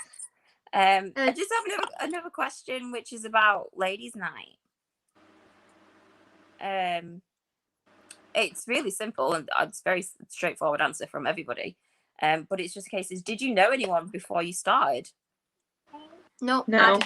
No, I think I spoke to Sav before the show. And I remember saying to her, I'm shitting myself. I'm really bad at pronouncing names. What if people take the piss out of me? Because I was so shit at pronouncing names. Well, apart from that, no, didn't know any of them. But I didn't even know. It was fine though, didn't it? Like we all just gelled straight away. I thought, like in the first couple of shows, like it wasn't hard work, and I used to actually love it. Like I used to love Mondays, and we all would all come together at the start and just to have a bit crack. So that's why we started this show again, because it's just so easy. It's slotted straight back into it. Obviously, with our own organised selves, and we're just not a very organised bunch. Yeah, no. I literally, I'd spoken to Sav, I'd seen Kendall, in a message or something, but I hadn't seen Sam, and I was like, I didn't know who the other person was, and she came on, and I was like, she spoke, and I was like, oh my god, how the freaking hell am I supposed to concentrate? I was like, she has the best accent ever, and I was just like, I was listening to her, and I was like, I don't know what's happened, and I was there thinking, I don't know what's going on because I'm just too busy listening to her accent. I was like, what? But yeah, because I was like, I don't know why. I think I was just, it was just silly to predict, but just assume that you were probably from the northeast, because I don't know many people that aren't from the northeast that support Newcastle, because obviously Sam supports Arsenal and is a fake. So I don't know many people that aren't from there. So when you spoke, I was like, oh my god! And I was just grateful. I was really grateful that you weren't Scouse. And the reason is that I don't know why I do this. I literally don't know why I do. I did this at university. This is why I left university after a month. For some reason, when someone speaks to me with a broad Scouse accent, without realising it, I start speaking Scouse back. And I don't know I'm doing it. So one of my best mates at work, he's Scottish. And when I started Ladies Night, I made him watch the show and message me throughout the whole thing on WhatsApp to make sure I was doing okay because I was that nervous. And he's Scottish, and I'll talk Scottish back to him, but I'll know I'm doing it because I'll sound like a twat. And every time I go, do I sound better? And he's like, no. But for some reason, I don't know why, whenever I speak to someone who's Scouse, I just speak Scouse back, and I just can't stop. And I don't know I'm doing it. I must look like a right twat. Well, So yeah, I don't know. I just thought I'd that. You there, and I decided not to say that. But David's got a question here as well. We'll just answer a couple more because we've gone on like an hour and a half. That's crazy. That's one. Because he just talks shit basically. I think watching or listening to all these shows helped you during the lockdown. What has been your favourite away or third NUFC shirt? Sam, I know you. Is it you that loves the yellow striped one? Do you know what? I managed to get one, and it is still in the pack that it came in. I was actually thinking about this earlier. I was like, I'm going to wear it, and then I was like, I want to preserve it. So it's still in the plastic wrapping that the person from eBay sent it in. Because I don't want to get any crinkles in it or have anything lift. I get really weird. I've got like 8 pairs of Converse still in the box. I bought them. I'm like, oh, I love these shoes, and then I don't want to wear them because it just like wrecks them. I get really weird about stuff that I like. But yeah, for me, that is my favourite, and that's why I won't wear it. That's crazy. I have one like my first ever Newcastle shirt was the blue, like it was like late 90s. I don't know what year specifically. It might have even been early 2000s, but like it was like a blue silky like Did it have yellow stripes? Yeah, with yellow stripes, and that was my first. I think that was 1997 or 98. Yeah, I've got that one. I think that's my favourite. That's one I wore with my Kappa bottoms. Oh my God. Yes, that's my favourite one. It's my favourite. Because my birthday's in August. Every single year for my birthday, I used to get a brand new away shirt, and every single one would have Shearer on the back. And wow, I wonder why. That was my favourite ever one. I think I wore that to death. And then I was an idiot, and decided that I wanted to dress like a girl, and I just decided that I didn't want my football shirts anymore. So I think because they wouldn't fit either because they were too small. It was just like my mum kept them for ages, and then I was like, I just threw them out. And then I was like, I'm not going to use them anymore. And then I think back, and I'm like, why did I do that? Like, I should have done what my brother did. My brother kept them. He's got all of his shirts, including the yellow and green one, which is about that big, as in a full kit, because he was a little tiny person. So I should have kept them all, but I didn't because I was stupid. It's because I refused to be a hoarder. But that was my favourite shirt. I really like that one. I like the one. I don't know who was on the front. It might have even been Wonga, but it was like a more recent one that I just like, and I only started liking it again recently because I found it that I had it, and it was like a navy with like a coral pink stripe on it. I think Wonga's on the front, like coral. Yeah. I liked that one as well. I think I wore it on one of the shows once before when I found it. But we've had some really nice shirts, I think, like in history. Yeah, I love really nice ones. The burgundy and the navy striped ones as well. That was pretty. Yeah, they're nice. Yeah. Mark's here as well from the 1892 pledge, and he says, "Here's thank you for your support with the 1892 pledge, girls, and good luck with the show, Mark." Thank you very much for that, Mark. Obviously, if you are a Newcastle fan and you do want to have a try and raise money, have a say in the club, get a place on the board, please go and check out the 1892 pledge as well in relation with NUST, which is obviously the Newcastle United Supporters Trust. Please go check it out because it is, I personally feel amazing. It's an amazing cause. So, and I've got a little cheeky direct debit set up with them. So, I've just clocked because I've got my laptop open. I don't know where it is because you control the comments. But Tom Lynch has just said, Katie, when you speak normally, you sound from the northwest, but when you don't, you go, yeah. So basically, what happens is, it doesn't happen with Kendall, but I used to work in my job. I used to work in a call center, and anytime I would ring someone in Newcastle, I would start obviously like hello, Helen, and then I would go into full blown northeast accent. And anytime I go home, it's the same. And I don't say certain words that they say down here. So they say shaw and paw, where that is shua and pua. I don't care what anyone says. And they all take the mick out of it, the way that I say it. They all go it and stuff like that. And when I go mum. Yeah, so you sound similar, Sam, when you say it as well. But Sam, Yeah. you probably hate, do you? Yeah, so there is certain words, but yeah, it basically when I get pissed off, my accent will come out, or if I've spent time at home or around people from the northeast, my accent will come out. And sometimes people, then I don't know them, they think like the Scousers that I'm just taking the mick out of them when I'm not. That's just my accent. So, but I hate this accent. I don't sound like the people from Blackpool either. So I've created, apparently, according to these Blackpool people, I've created a posh accent. Oh, I like it. Sorry, I've just seen the away days comment there. It's like, we're not going to answer that because we're not. no. Yeah, we don't want to upset. We don't want to upset South Pole. There's a couple more questions now. I've only got 2 left on here. Lee Gunner as well asked, what made you follow us? Oh no, that's a different one. How good were Kenny Wharton and Mirandinha? Biggest strengths, and why did the Geordies like them? Now, I don't remember them at all. Like, I don't even think I was alive when they played. Maybe I might have been, but I can't remember them. But I do remember them playing, because I don't. Who was it? Espria and Mirandinho? No, Kenny Wharton and Mirandinha. Oh no, wasn't. No. No, I don't. Watched clips, read stuff, but too young. I knew that's why she was being trying to sit on my knee this whole time. She's just been standing there, and I knew she was going to find like, I just knew it.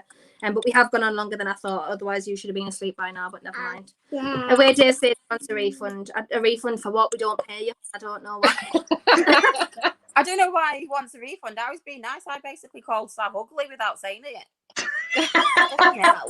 How'd you call Sav ugly without saying Sav's ugly? I don't want to be mean to Sav. Duh.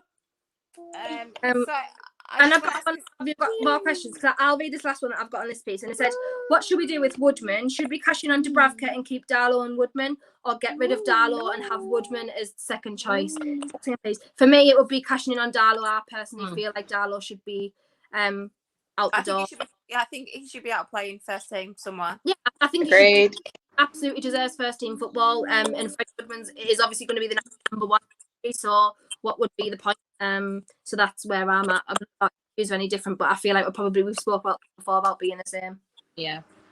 So I've got would you rather go back to football the way it was pre-Sky or the way it is now? Apparently this guy, him and his mates always argue over it. I think pre-Sky. Yeah, pre-Sky, when you were able to tackle, like, it's such a money game now. You can't do anything. There's so many rules. VAR's ruined it. It's an aesthetic product now. It's not a sport. Yeah, it's becoming a and the sport. Like 90s, 80s, and 90s. Like when you watch that, football was so good. Like the tackles that were put in, and that was just classic. Like, you wouldn't play with like any blood on your shirt now, even if like it's only a tiny bit. Whereas Alan Shearer was literally walking about with you with bandage on his head, literally his head falling off.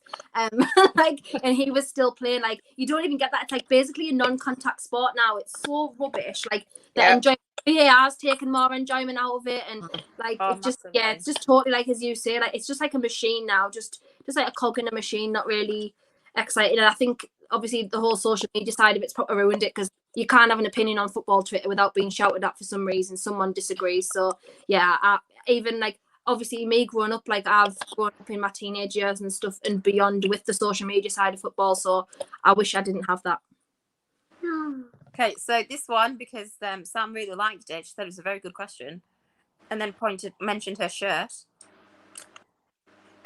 Did any of you have a soft spot for a team in Serie A growing up because of a certain player, manager, or even a football shirt? Oh, so for me, I have something I need to admit. Newcastle was not the first football shirt that I ever wore. Oh. The first football shirt that I ever wore, right? So I'll put it in context. I was young. I was at a football tournament with my school, and one of the guys in the team, so I was about 9 or 10, was like, do you want to wear the shirt? The shirt was the Man United black and gold. And I wore it while we played football. A picture was taken and it was put in the newspaper. Now I can't find it, so I don't actually think that it exists anymore. But that was the first shirt that I ever wore. So people automatically thought I was a Man United fan, which I was not. And then I had to eventually get myself a Newcastle shirt. And then the second shirt that I ever had was a Real Madrid shirt that my granny and granda brought me back from holidays. And then Northern Ireland and stuff like that. So sorry, Man United was my first shirt. Serie A for me, like I liked Juventus because they played in black and white. Like that was literally like the only I had reason. the exact same thing. Yeah, but I don't like actually follow like a Serie A team. I like Juventus because of Ronaldo's there now. But obviously they've had like, some class players. I love Dybala as well in the past few years. Obviously Buffon I loved. So, but I don't follow necessarily a team. I've got an Inter Milan shirt that was sent me a few weeks ago as well. Like I don't follow a specific team in Serie A, but I like they've had so many good footballers like who played in Serie A, like phenomenal, classic, iconic footballers. So yeah, but I don't follow a specific team. And obviously Ame is named after AS Roma. So her middle name's Roma. So yeah, Ame Roma. Yeah. I love AC Milan, and actually there's a Roberto Baggio documentary that's released on Netflix today, about him and his ponytail. And yeah, the AC Milan shirts in the 90s were unbelievable. Again, I got one recently. Just the most beautiful shirts. Yeah, they do have some nice shirts. Lovely shirts. I've just missed out a question on my team, but it probably links in. And it's what made you follow a second team if you have one? Obviously, mine's Atletico Madrid. Everyone knows that. I have got a Torres picture above Ame's head here. You probably won't be able. Oh no, you will be able to see it because you won't be able to see the icons I have. And that's obviously because I saw Torres. I saw him play a game when I was on holiday with my granddad and my brother when I was 9. And Atletico Madrid ever since. But I don't know if you guys have second teams. I wouldn't call them. They are my second team, but I don't like support them like I do Newcastle, which is another common conception about me. Like, oh, you're a plastic fan. You support 2 clubs. No, I don't support 2 clubs. I support Newcastle. If they ever played Atletico Madrid, I would want Newcastle to win. Newcastle always come first. I just follow Atletico, and I have because it's like a good memory for me. So that's, but I don't know if you have second clubs. I don't know if you do you? I don't. No, I don't. I obviously like with Blackpool when Blackpool are playing because they're in the same league as Sunderland. I always want them to win. But I don't follow any other teams. Oh No, I just don't have any. I just love football. I would like watch any football. If I'm bored, I'll sometimes go on a streaming site, like especially when the tournament's on, and you can just watch like a random like South American 3rd division side play like another one, and it's so funny. Like the football's so different, but I just love watching. It's so funny. I'm out of questions now. I think we've gone on an hour and 45 minutes here. I can't believe it. There's literally like 30 people watching this whole thing, which is insane because we've gone on for hours. I think I've just got shout out to the 30. Done. Done.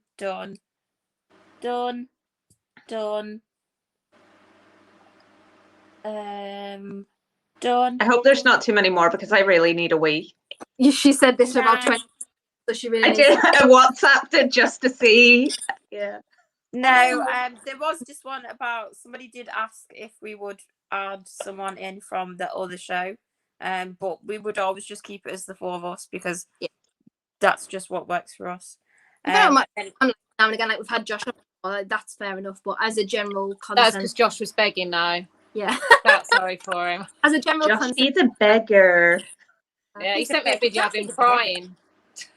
And then the last one that I've got, obviously, if they have asked and not said it earlier, is you asked that one is nothing. So that's very good. Well done. If you asked it today and it's not on there, it's because we're unorganised as fuck. I was writing the questions that we've been asked 5 seconds before we came on live. So like that's why I've got like a big list here. I can't actually believe it. Honestly, on a sentimental note, this book, I got it when I first started, when Ladies Night first started, because I used to like go on shows with notes, because I used to think like, like, what am I going to say? I don't know what to say. Am I going to have a mind block? And it never ever happens like that. You send a ramble, and I've just these questions is there have filled the last page of the book. Wow. Since I started a podcast. That's impressive. The page is filled now with like different notes. So this is like going to be a thing to keep now, because I love that. I'm in a kink, because some of the notes like that I've written down are actually hilarity, like what I was feeling at the time. Like the first game in here was Southampton Newcastle 2-2. So can you get us around? I've got a question. What's the crack with the final? Is it just straight to pens, or is it extra time? I think it's extra time. Maybe extra time and penalties, surely. Yeah. Is it 1-1? I'm well behind. I'm on 87. Oh, it's 88.5. Well, so you're not that I was on 86.50 something, and now you've made me feel worse. Is it still 1-1? Why do you feel worse? Because I'm further behind than I thought I was. You said you were on 87 and it's 88. I know, but I rounded it up. I was on 86.54 or 57 or something. I don't know. Yeah, David says it's extra time and then penalties. So thank you very much, David. I very much appreciate the fact that somebody understands football, because obviously we don't. But I don't like seeing it, because like honestly the rules have just completely changed. Like all of a sudden, You don't know. Like Champions League last year was like 1 round knockout games. Now it's gone back to 2. So I was just so confused. I didn't know what was happening, like with what and where and who and why, which is not usually the case with me. Well, with all of us, because clearly none of us have a clue what's going on at half the time.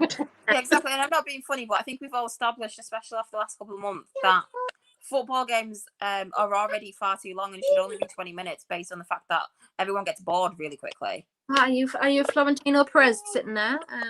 That's right. He spearheaded the Super League, if anyone wants to know. Don't fucking say that. But yes, that makes it sound like I agreed with it, which I didn't. Fucking knobhead. I know you didn't, but thank you everyone for tuning in. We really, really appreciate it. Obviously, there's been spikes like up to 50 people watching, obviously, and 30 stayed with us throughout the show. So thank you for that. Can't believe 30 people listened to us ramble that long. But obviously, if there is any other questions you ever want us to ask on the show, please tune in every Sunday at 7:30. Obviously now the season's ended. We'll probably will try and keep to Sunday shows still, because there'll be transfer news and maybe takeover, the dreaded takeover news. Anna, you're clicking stuff, man. God. So yeah, the dreaded takeover news. Well, maybe they will, maybe they won't. So we will try and stick to Sundays at 7:30 if there's any news. The Euros are on as well. Obviously there'll be that to talk about. But yeah, again, thank you so much everyone for joining us. We are on, is this episode 6 or episode 7? I don't know. But for the past 7. Yeah, so the past 7 weeks, which is insane. That's already it's already like nearly 2 months of this, so that's just quick. By. It literally felt like yesterday. Was that a squeaky dog time? That was me. It's in my hand. I didn't realise it was going to go off. Sorry, I've been messing about. My dog just looked up. She was like, I jumped in laughing. But yeah, thank you so much everyone for tuning in. Thank you for saying, all the positive comments, because we really, really need that. Really, really need it. Thank you. Talking mind of a fucking game. I haven't watched it. Maybe I'm gonna haven't watched it, but I'll watch extra time and penalties now for the drama. But I'm a Villarreal fan. I'm not a Villarreal fan, but I am tonight. I hate all this. I really hate this one last thing. I really hate this whole English clubs. I want English club to win. I'm like, why? Like, I don't get this. For me, that's outdated to me, because my granddad says that. My granddad's like, I want an English club to win. And I'm like, I don't. I hate them every week. I don't know why I would sit there. It generally wouldn't matter who was playing Man United. I would want Man United to get beat. Doesn't matter who play them, unless it was Sunderland, which would never happen. But I would always want Man United to get beat. Yeah, 100%. I think yeah, we all speak on behalf of everyone for that. But thank you again, everybody. Please go and check out our Twitter page as well, which is at Howay Lasses Pod. And obviously everyone else who's involved with the show. Everyone's got some great things coming up. So yeah, go and check out our socials. And obviously subscribe to the channel as well, because we need to get our subs up and keep building on this channel. So yeah, please do that. Thank you, ladies, again. Obviously, we just chatted shit basically for however long, which is usually what we're like. But we did very well with some great questions as well. So thank you, everyone. Have a great rest of the week, and we'll probably see you on Sunday. Bye.